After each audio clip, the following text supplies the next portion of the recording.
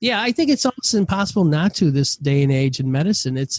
You see, people, they don't have a lot of understanding that we're unhappy, right? Physicians, people that aren't physicians, they think, okay, everything's great. Everyone, respects you and you make a lot of money. But what they don't get, and even physicians forget, when we're working, we're talking intense focus, nonstop. We can't hurt a patient. We can't kill a patient.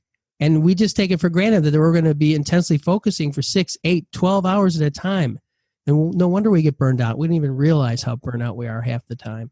So, I've seen a lot of that. I kind of live vicariously through the guests that I have on my podcast, as you probably do, in the sense that the ones that have made a change are a whole lot happier. But there's so many that are still struggling and really disillusioned with medicine in general.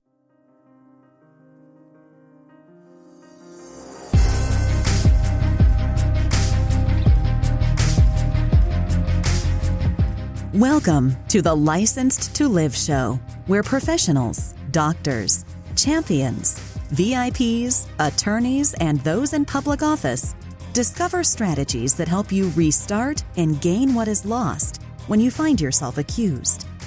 If another has doubted your integrity, questioned your credentials, or caused your actions to come under scrutiny, you are in the right place. On the other hand, if you have never felt the knot in the pit of your stomach when legal papers are served, the heartbreak of disappointing your family when the lock clicks shut on handcuffs, or had to appear before a board of review, then be aware, the longer you serve, the more likely you are to find yourself under the microscope of those who judge. Prepare yourself for this uncomfortable possibility. Now, here's your host, Dr. Jarrett Patton.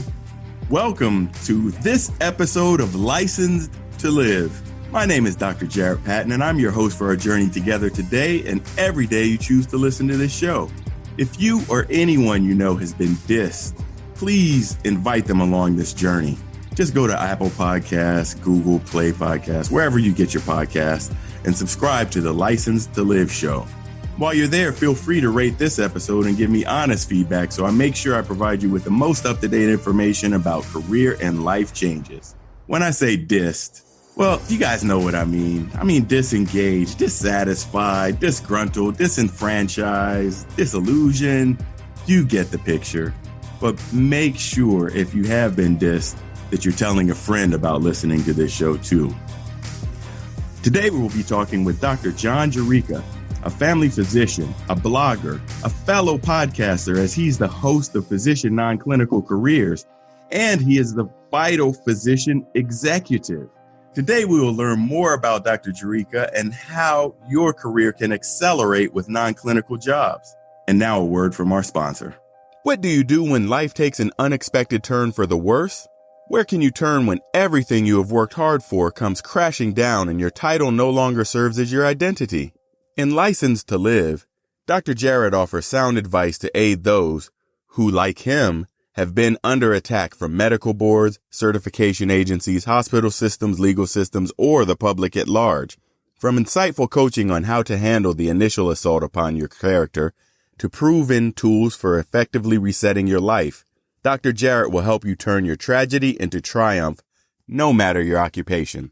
You can get your award-winning copy of Licensed to Live, a primer to rebuilding your life after your career is shattered, at Amazon, Barnes & Noble, your finer book retailers, and you can get an autographed, personalized copy at licensedtolive.com. Welcome to Licensed to Live, Dr. Jurica. It's fabulous to bring you to the show today. Well, I'm really happy to be here. I've been kind of following you along, Jarrett, and I think I picked up your book about a year ago now, so that was awesome. So in my mind, you're like a celebrity because you've had a book, published. So that's cool. So it's great to be here, and I hope I can provide some maybe inspiration and information for your listeners. Thank you. And I know you have a lot of experience because you are the Vital Physician Executive.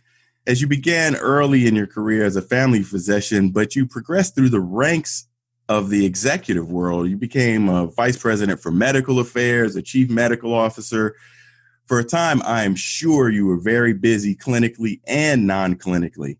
But tell us what attracted you to medicine in the first place. Well, let's see. I remember watching Marcus Welby and Ben Casey. I don't know. It was almost something that was indoctrinated into me. You know, my parents, my family thought I was smart. They said, you should be a brain surgeon.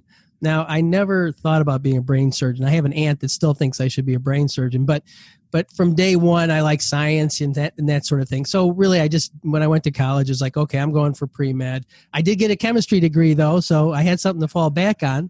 I think you have a chemistry degree, too. I do as well.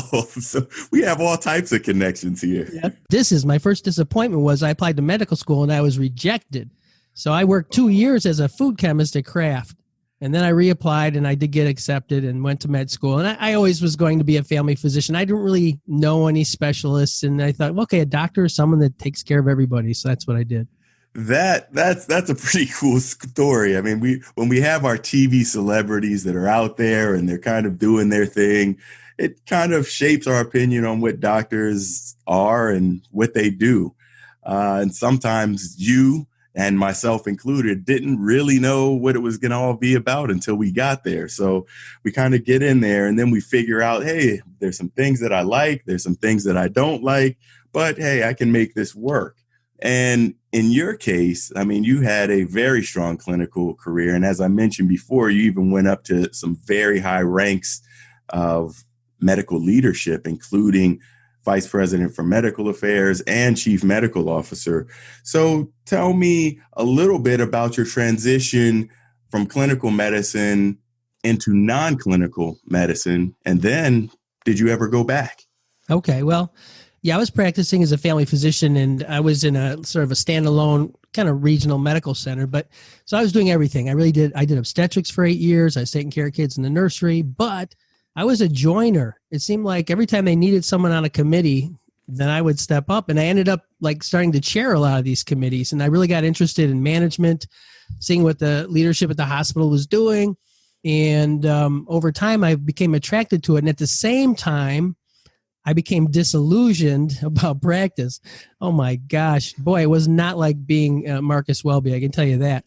Between the paperwork and the malpractice, I was named in 3 suits over a period of 10 years, which luckily I was dropped from all of them. But I thought they never said anything about this on TV. So anyway, I really did have an interest, and I thought I could maybe help the system by becoming a leader at the hospital I worked at. So yeah, I worked up to VPMA and CMO, and I did phase out of practice completely. After 15 years, I made a decision to change again. But that was what attracted me. And I really liked being a CMO. I mean, I really did. I liked being able to help my physician colleagues. We were recruiting at the time quite a bit. I was working with a lot of interviews and contracting and so forth. So it was kind of fun. And but then I decided to try something else. Credentials verified. That's pretty fantastic, because I remember doing something along that way too. You just kind of join a committee and see what it's like. And I remember, I think I was on the pharmacy and therapeutics committee, and I said, oh, this is pretty neat. You get to see what some of the inner workings of the hospital system are like. And then you kind of get drawn into more things and more things and more things. The next thing you know, you're doing a lot of non-clinical things as well as clinical things. And so you kind of get that mix that sometimes can be satisfying, but a lot of times it can be overwhelming. You just have too many things to do. Yeah, they'll bury you in work if they can. But it was fun. It was challenging, and I learned a lot of business and finance type things as I went along. I never did get an MBA, but I did get a master's in public health along the way, and that kind of helped with the quality improvement and the patient safety. And so it was really good. But, as I explained to some people, you get into this zone of genius when you're really in the zone of working. And over time, sometimes you kind of slip back into the zone of excellence where you're doing a good job, but it doesn't really excite you anymore. So that did happen to me. And I had this entrepreneurial spirit. So I decided to join up with some other investors and open an urgent care center. I also helped my wife open a franchise at the same time as well, but that's a totally clinical thing. Whoa. So you're busy all the time. Your mind was always active and processing and saying, well, what could be that next thing? And maybe I could launch this business. And next thing you know, you launch your own urgent care centers. I mean, so that's a big feat in and of itself. So thank you for sharing that. So that's been fun. And now I'm actually phasing out. I'm down to working 7 or 8 shifts a month on that. And of course, I got into the blog and the podcast and online courses and a little bit of speaking, and I've got some other, irons in the fire. So it looks like I'm going to phase back out of clinical again over the next year or so and really focus on this online business world, which is really fascinating. And I find a whole lot more fun. Well, I agree with you. It certainly is fascinating, and I agree it's a lot of fun too. And one of the other things you do, and all of these other things that you've mentioned so far, but you run the Physician Non-Clinical Career Hunters group in Facebook.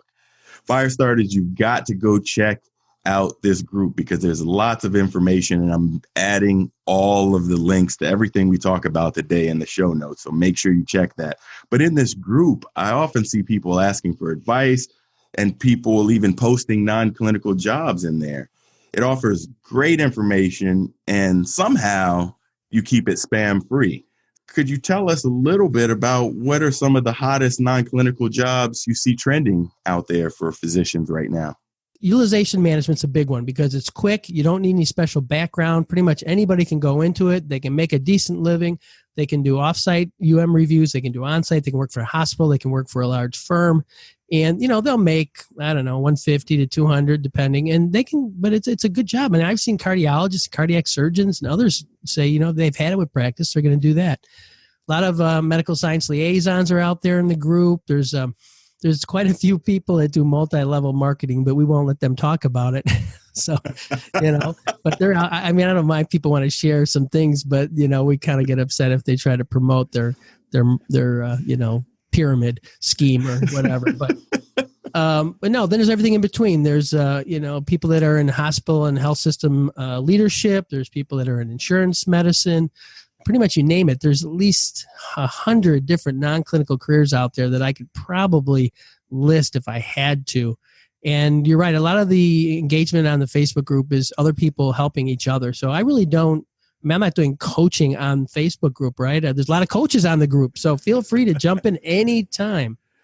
Absolutely. I've been following it for about a year, and I have to say, everybody's helping each other in this group. The tone it sets, the information that people can actually obtain. And sometimes people are straight up asking for advice, and they just get that collective group of, heck, over 12,000 members. That's a huge group. I mean, you're really reaching a lot of physicians there. And it's really doing a lot of great work to help people further their careers or further their career in regards to what they can do both clinically and non-clinically. Because all too often, through all the training that we've done, through all of the things that are expected from us as physicians, even within society, people expect us to be in hospitals, to be in clinics, to be seeing patients all the time. And as you mentioned, sometimes people get tired from that and they need something extra. They need something different. And this is where that non-clinical career can really come into play. So tell us, Dr. Jurica, have you ever been dissed before in your career? I don't know. Did I mention earlier that I didn't get accepted to med school? But no, since then, I was severely disappointed, disillusioned about medicine for sure. That's why I usually made the shift. And then I forgot how disillusioned I was, so that's why I went back, but now I'm catching on again. So it's kind of a recurring theme. And even though I have that under pretty good control at the urgent care center, because I've got a good EMR and I have good staff, it's still patients expect everything. They're not understanding. Sometimes they get disgruntled and I get disengaged again because I can't deal with these patients who are demanding everything and expecting themselves to do nothing at times. Sorry if there's any patients listening out there, but don't come in and tell me you have chronic back pain and you're 300 pounds with a BMI of 50 and you're diabetic and you haven't done a sit-up in 20 years. So I do love the patients. I see most of them, but really I'm ready to get back out of the clinical side and really focus on some other things. Yeah, I think it's almost impossible not to this day and age in medicine. You see, people, they don't have a lot of understanding that we're unhappy, right? Physicians, people that aren't physicians, they think, okay, everything's great. Everyone, respects you and you make a lot of money. But what they don't get, and even physicians forget, when we're working, we're talking intense focus, nonstop. We can't hurt a patient. We can't kill a patient. And we just take it for granted that we're going to be intensely focusing for 6, 8, 12 hours at a time. And no wonder we get burned out. We didn't even realize how burnt out we are half the time. So, I mean, I've seen a lot of that. I kind of live vicariously through the guests that I have on my podcast, as you probably do, in the sense that the ones that have made a change are a whole lot happier. But there's so many that are still struggling and really disillusioned with medicine in general. So I can relate to that. Absolutely, because it's just one of those things where sometimes people feel trapped. They don't know how to get out of the hamster wheel. They feel like they're running and running all the time. And maybe running is an appropriate analogy for you. You know, you're a track star, for crying out loud. So I don't know if people out there know that about you, but hey, when you're running, you know, you just stay running. And sometimes it helps you, but sometimes you can get hurt, just like you can with any kind of sports injury. And what do we call them? Overuse injuries. Yes, because we are just doing the same thing time and time again. That intense focus that we are expected to have over our shifts in hospitals and in clinics and in outpatient facilities, it becomes pretty intense. And so maybe we're onto something right now, Dr. Jurica. Maybe we can also describe burnout as an overuse injury. I don't know. I'm just throwing that out there. No, I think that's one part of it. And there's people have thrown out a lot of causes and a lot of terms, but when you're in it, you know it. You know you're just fried. You can't think. You lose your, you know, time with your family. You're depressed. So yeah, when you're in it, you know it. And unfortunately, sometimes we don't know how to change and how to shift out of it. I will say this, if you don't mind. I found something interesting recently in the last several podcasts, I guess over the last 6 months or so, is that a lot of physicians who have continued to do clinical but have added a non-clinical side, they've kind of cut back a little bit. And even if they're super busy, when they have that balance of something that's fun and different along with the clinical, they're happy. So that's part of the solution, I guess. And the other is some of us just need to get out of medicine, you know? Yeah, sometimes enough is enough. And it's time to move on, time to do something different. And that's what our discussion is today. It's all about finding something different that works for you, using the skills, the certifications, the degrees, and all the things you have in order to make something work for you. Now, earlier you had mentioned that a medical science liaison is also something that's very popular and trending for physicians as far as non-clinical careers. Could you tell us more about being a medical science liaison? You know, that's something I didn't really even know that much about before I started doing the podcast and the blog. And basically what it amounts to, it's one of the dozens of pharmaceutical jobs that are out there. And of course, most of us, if we've been practicing, we've met the sales people quite often. I've probably met with thousands of sales reps from a pharmaceutical company. But the MSL is not a sales position. It's kind of the parallel, but they do a job where they interact with what they call key opinion leaders or physician leaders or basically those that are opinion leaders, and they bring information to the physicians from the pharmaceutical company. So they're really doing an educational and consultative role. So it's very in line with how we're taught. You know, we don't want to sell. We just want to teach about these drugs. Why are they beneficial? In what situations do they work best? How do they interact with other drugs? And then they bring information back from the key opinion leaders back to the pharmaceutical company, and they help the company design better ways to communicate. And they also oftentimes help train others in the company. And it's an interesting position because it doesn't really require any special training. Now, it can be competitive because there's a lot of physicians right now trying to get out of medicine, but there are a lot of MSL jobs out there, and it's growing. It's just something that I've been interested in. I created a couple of courses addressing how to become an MSL. If travel is not an issue for you, it's probably ideal because there is some travel involved, but it's one of the many of the pharma jobs, and it's fun. Well, that's great. I'll make sure that you guys can get the link to learn more about becoming a medical science liaison and understanding what it takes in order to do that job. And you'll hear it right from our own Dr. John Jurica. Where can people find more out about you? I do the podcast. Of course, go to iTunes or Spotify or any of those, you can find Physician Non-Clinical Careers with John Jurica. That's me. It's fun. We have a good time on the podcast, and there's a blog that goes with that, and I do the show notes on there, and that's at vitalpe.net.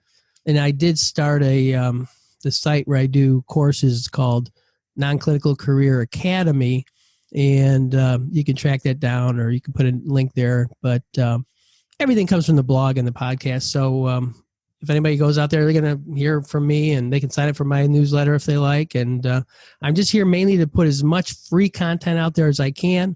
And then if I'm inspired to do a course every once in a while, I'll put that up on the course, on the academy. Yeah, and I have noticed that about you. You are constantly just giving lots of information, lots of links, lots of connections, and you do it in multiple ways. And I do like listening to your podcast.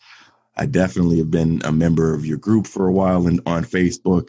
So it is a great way to network, meet other people, and learn new ideas. And that's what we're talking about today, folks.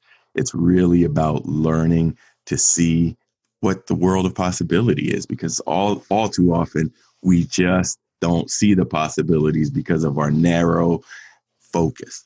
Yeah, you absolutely do not have to be miserable if you're a physician. You have so many skills and so many experiences that are applicable to dozens, if not hundreds of other things that you could be doing. Do not wallow in that, man. Just make a plan, and whether it's a 3-month, 6-month, a year plan of how to transition, or at least to find a better situation than what you're doing. Absolutely. There's no need to suffer. There's no need to suffer. There's no need to suffer. So make a change, folks. And this may be one of those changes.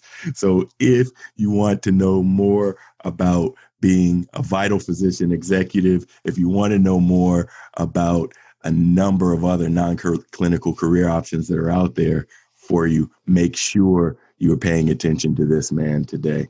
Is there anything else that you'd like to say to our audience today, Dr. Jurica? No, I guess just to reiterate what I said about, there's no reason why we shouldn't have a career that brings us joy. I mean, that's the bottom line, a life and a career. And of course, I'm focusing in more on the career side of it. And yeah, there's many of us out here, including you, Dr. Jarrett, and all of our colleagues that want to help you if you're struggling. But no, that's all I would say. Don't give up. Final judgment. Licensed to live. I can't add to that, folks. Just don't give up. You heard it right from Dr. Jurica today. Thank you for being on Licensed to Live, sir. It's been my pleasure. I really appreciate it. I hope to talk to you again soon. Absolutely. I know there'll be more for us to talk about in the future. Remember, fire starters, if you or anyone you know has been disengaged, dissatisfied, disgruntled, disillusioned, disappointed, please invite them to join us along this journey. Simply go to your favorite podcast player and subscribe to License to Live. And while you're there, rate this episode and give me that feedback. That way I can keep bringing you this show, and you guys help make it better and better. And in between episodes, I hang out a lot on LinkedIn, so make sure you go over there and connect with me. And until then, see you next time.